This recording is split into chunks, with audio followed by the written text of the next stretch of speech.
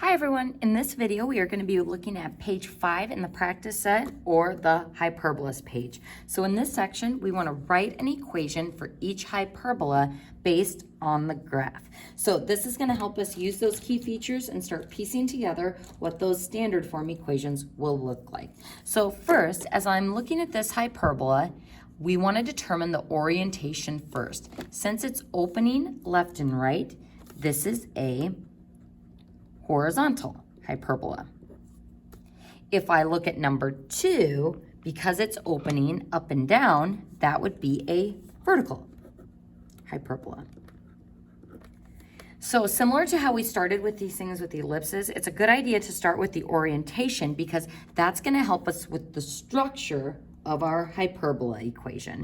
So before we get to the skeletal standard form, let's go ahead and find the center of these hyperbolas. This one has a center at 0, and I know that because it's the midpoint between those two vertex points. Same with this one. It's the midpoint between those two vertex points. So my center for both is at 0, 0. And again, we're going to do these simultaneously so we can compare and contrast as we go. All right, so my center is at 0, 0 for both, so that means my h and k value will be 0 for both of these. So when I start my skeletal form, we will have x minus 0 squared, or just x squared, minus, since it's a hyperbola, y minus k squared, or just y squared, equals 1. So don't forget that equals 1, just like with the ellipses. So why did we write my x squared first? Because this is a horizontal hyperbola, the x variable goes first. So then on number 2, if this is a vertical hyperbola, then y squared would need to go first. So y minus k squared would be y squared, minus x minus h squared would be x squared. And this is equal to 1. Okay, so I've got my center at 0, 0, and we've got the start of each of those equations. So we determine the orientation first, because that tells us which variable will go first in our standard form equation. Next, just like with the ellipses, we want to try to figure out our A, B, and C values. So as I'm looking at this hyperbola, we've got a vertex here at negative 5, 0, and a vertex here at 5, 0. So since each of those is 5 units away, my A value is 5. Okay?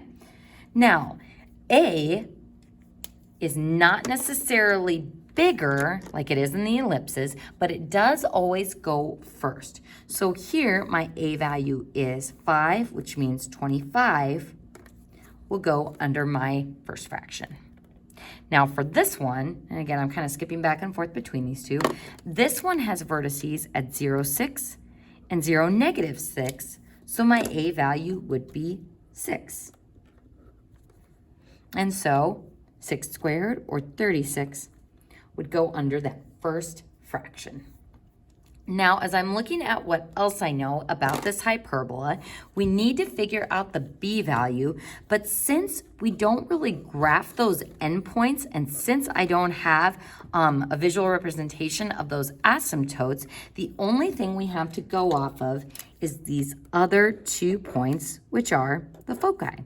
The foci are C units away from the center inside the curves of the hyperbola. So that means this distance, that negative and positive radical 41, is our C value. So to figure out my B squared, or what's going to go in this denominator, we're going to use that ABC relationship. So I'm going to go ahead and sidebar down here. We've got C squared equals A squared plus B squared. So hyperbolas have a minus in the equation, but a plus in the ABC relationship. So plugging in our values, 41 under the radicals, so the square root of 41 squared would be 41. A squared is 25, and then plus B squared.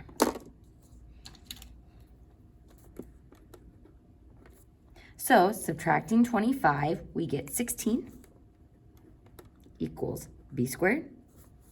So square root. And b equals plus or minus 4. So in our equation, it would be 16 for b squared. All right, folks. So a couple of things to be careful of. One, that plus sign in the ABC relationship. Two, your signs and simplifying. And if you were wondering, wait, why is it plus or minus 4? That just indicates us going up from the center 4 units here and down from the center 4 units there. So those would be the locations of my endpoints. So congratulations, you have just successfully written an equation in standard form for that hyperbola. So with that in mind, let's go ahead and apply that to this next problem. Now here, we again don't know anything about our b value because we don't actually plot those endpoints that are just floating out in space. So I have to use what is given to me on my graph, and we are given the foci. So the foci are c units away from the center. So if my c value is radical 61, then c squared, which is what I'm going to use in this equation, would be 61. So if you weren't sure where that 41 came from, I found the c value from the foci, and then I squared it. So c squared is 61. So if c squared equals a squared plus b squared, our c squared is 61. Our a squared would be 36. And we are looking for our b squared.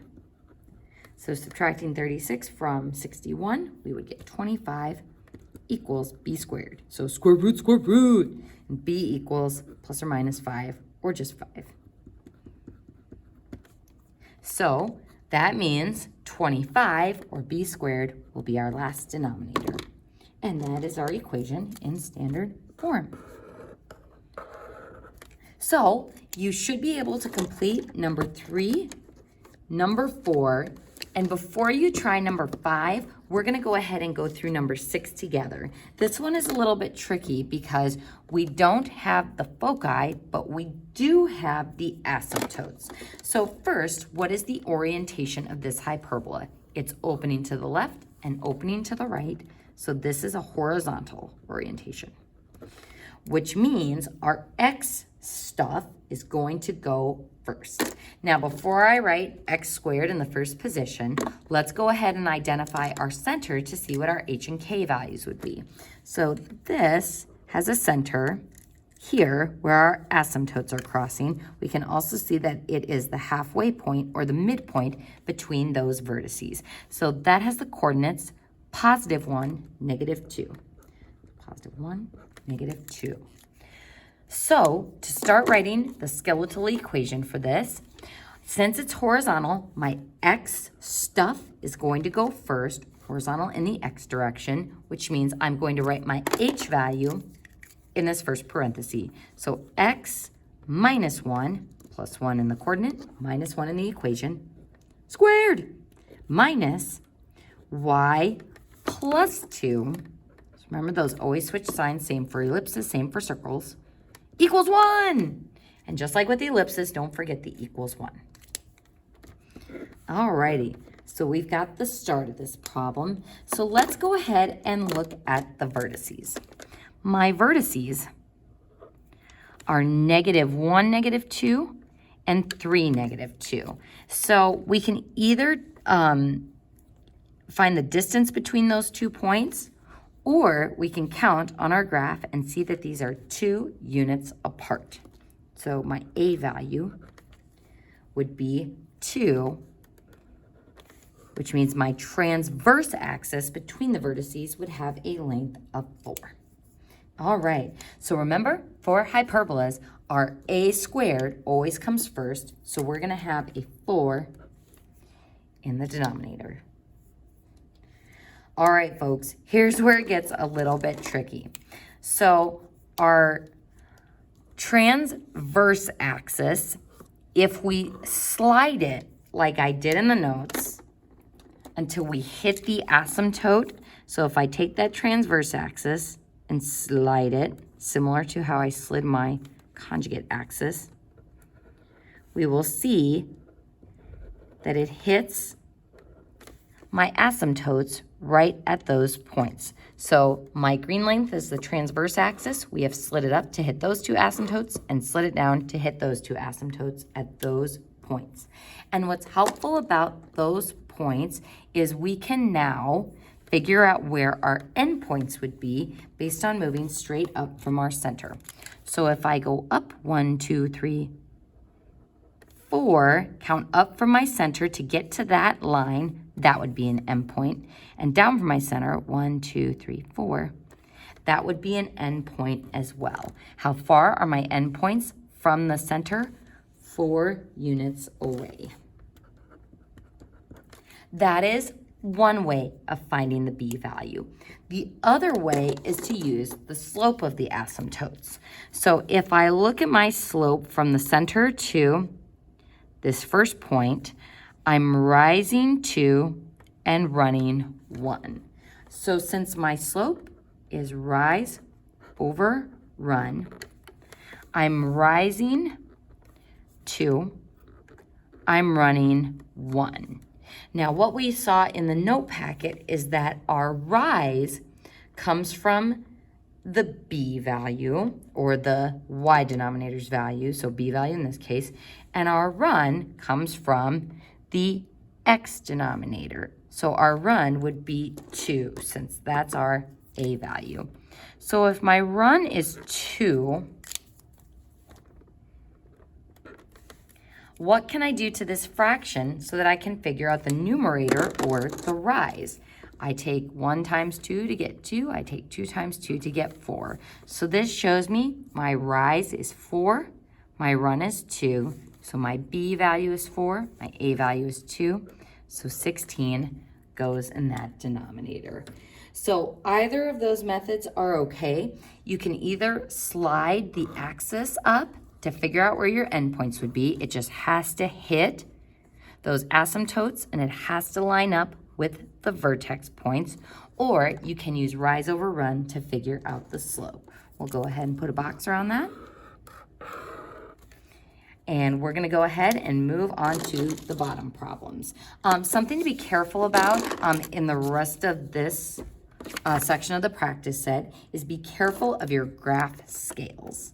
So careful of graph scales.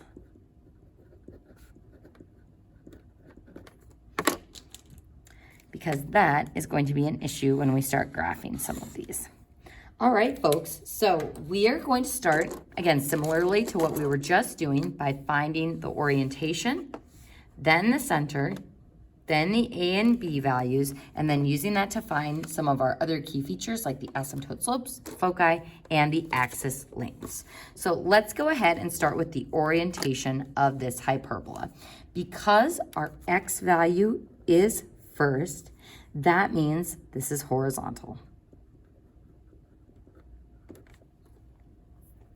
So that also tells us that our A value, which is always first in the fractions, comes from the 9. So 9 is A squared, so A equals 3.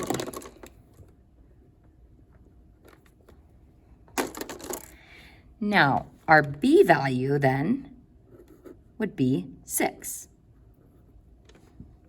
So we've got our A, we've got our B. Our center for this one comes from our H and K value, which on this one is 0 and 0.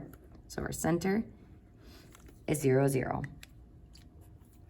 Our vertices for this one are A units horizontally from the center. So if my center is at 0, 0, we are going to move horizontally 3 units to the left, 1, 2, 3. 3 units to the right, 1, 2, 3. Vertex, vertex. And those coordinates would be -3, 0 and comma 3, 0. So those are my vertex points. Now my end points, which I don't have to find, but if I wanted to graph them, it would be 4, 5, 6 units up from my center, and 6 units down from my center. So we don't have to graph those, but just FYI, those would be our endpoints. So let's go ahead and find the foci next. We've got our A value and our B value. To find the locations of those foci, we're going to need our C value. So C squared equals A squared plus B squared. Remember, a minus in the equation, a plus in the ABC relationship. So square root, C is going to be equal to the square root of A squared, which is 9, plus B squared, which is 36, giving us plus or minus the square root of 45, which we would want to simplify as plus or minus rad 9, rad 5. 9 is the biggest perfect square I can take out, so plus or minus 3 rad 5 for my C value. So if that's my C value and my foci lie on the transverse axis behind the vertices, are we going to move left and right C from the center or up and down? Since they are on the transverse axis and this is horizontal, our foci will go left and right, and thus the X part of our center will be affected. So if I add and subtract 3 radical 5 to my center, our foci will be at plus or minus 3 rad 5, and then 0. The Y value of the center would stay the same. Okay? Let's go ahead and skip the asymptote slope for right now and talk about the transverse axis. The transverse axis always has a length of 2a, or you can count it from vertex to center and center to vertex. So 3 units and another 3 units gives us 6 units, or 2 times 3 is 6.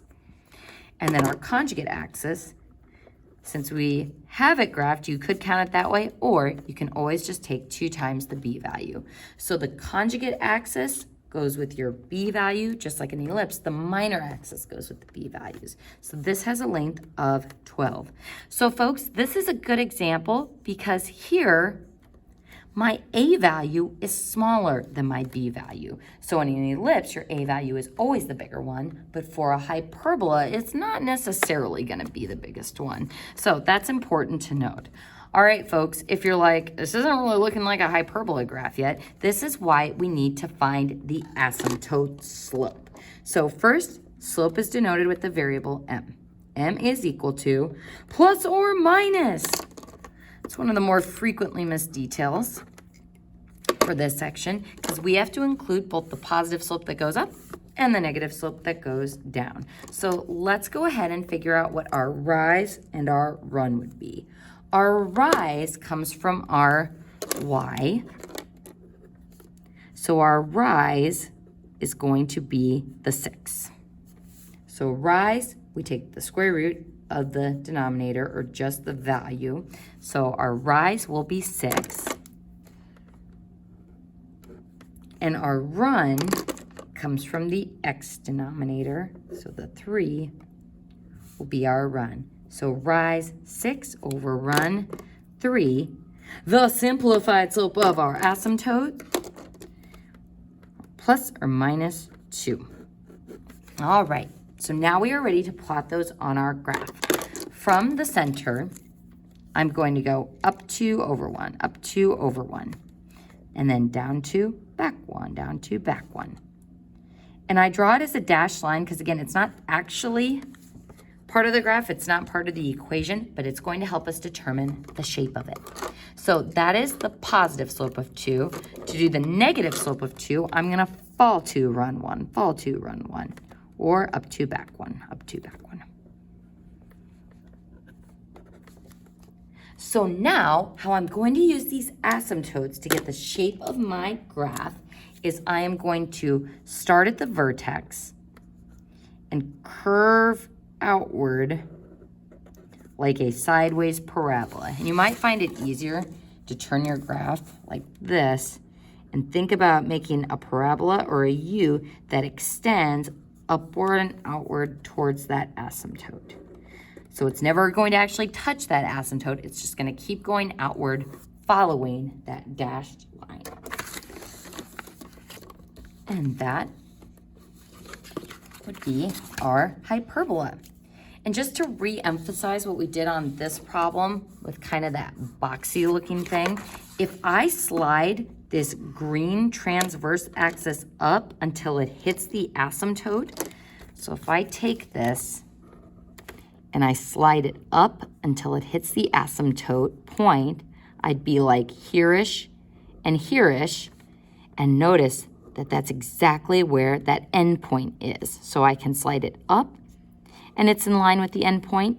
I can slide it down and it would be in line with the end point down here. And the points where it's hitting those asymptote lines is directly above the vertex and directly above the vertex. So again, you can kind of use this box shape to help you figure out your your A and B values as well. All right, folks, what I would like you to do is go ahead and pause the video, and you can try number 8 on your own. And once you have unpaused it, we are ready to go through this one together. So first, the direction of the hyperbola. Since our y value is first, this is going to be a vertical hyperbola, which means it's going to open up and open down. So the center for this, we get our h value from my x fraction, which is going to be 0, and then our k value from our y fraction, which will also be 0. So woohoo, center at 0, 0. Next, we are going to figure out our a and our b values. Now remember, a squared is always first, so here a is equal to 7, which means our b is going to be equal to 3, or the square root of 9. So if b squared is 9, then b is 3. So from that center point, are we going to count left and right 7 units or up and down 7 units? Because this is a vertical ellipse, we're going to go up and down with that a value. Now, this is where we need to be careful of the graph scale, because notice each of those tick marks is going by 2. So 2, 4, 6, 7, there's vertex number 1. And then 2, 4, 6, 7, there's vertex number 2. In between those, we have formed the transverse axis, so vertices on the transverse axis. The coordinates of those vertices will be 0, 7, and 0, -7. And while we're at it, the transverse axis between those vertices will have a length of 2a, or 14. So our conjugate axis will have a length of 2b, or 6. And if I wanted to, I could go left and right 3. And that's where our endpoints would be, making this the conjugate axis. All right, folks. So next up, we are ready to find our foci. So using that ABC relationship, c squared equals a squared plus b squared. Square root. And so my c will be equal to, plus or minus, the square root of a squared will be 49. And then our b squared will be 9. So yuck, c equals plus or minus radical 58. There are no perfect squares that you can take out of that. You can attempt if you want. The only factors are 2 and 29, neither of which are perfect squares. So that's as far as we can go with simplifying that one. So since my foci have to be above and below my vertices, or along that transverse axis, are we going to adjust the x or the y value of my center? The y value, so that we can go up and down. So my foci would be at 0, and then plus or minus radical 58. Okay, so lastly, it's asymptote time. So first, we denote the slope with m, plus or minus, and I look at my equation and determine my rise over run. So my rise comes from our y fraction.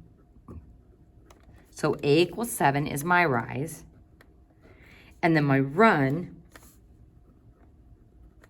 comes from my x term fraction, so b equals 3. So this would be a over b. So my slope is plus or minus 7/3. So when I go to graph those asymptotes, I'm going to go up 7, which takes me to my vertex, being careful of the scale, and then over 3 right here, which you see is lined up with that endpoint. Now, I didn't have to graph those endpoints, but if it helps you figure out where those asymptotes are, you may want to do so. There would be my other slope, up 7, backward 3. And I can also go down 7, forward 3, and down 7, back 3, all from that center point. So drawing in those asymptotes as dashed lines, pew, pew, pew, pew, pew, pew, pew, pew. Making sure we're starting from the vertices and not the endpoints, we are now ready to draw our hyperbola curves. So from that vertex, again, we're going to curve out towards those asymptotes, getting awkwardly close, but never actually touching them. And same with this one. And there is our hyperbola. So folks, just a heads up, be careful with the scale on this axis as well. So both of these had axes that went by 2s. And notice again on this one that we can make that same box shape. If I slide up my conjugate axis to my vertex, we see that it hits exact points on the asymptotes. Same here, if I slide it down to where it hits the asymptotes, it is in line with the vertex. Same with the transverse axis. If I slide that transverse axis until it hits the asymptotes, we see that it is stacked on top of the endpoint. So again, you can kind of use that box to check yourself. Folks, we'll go ahead and stop this video here. And in the next video, we'll do a couple more examples on the next page.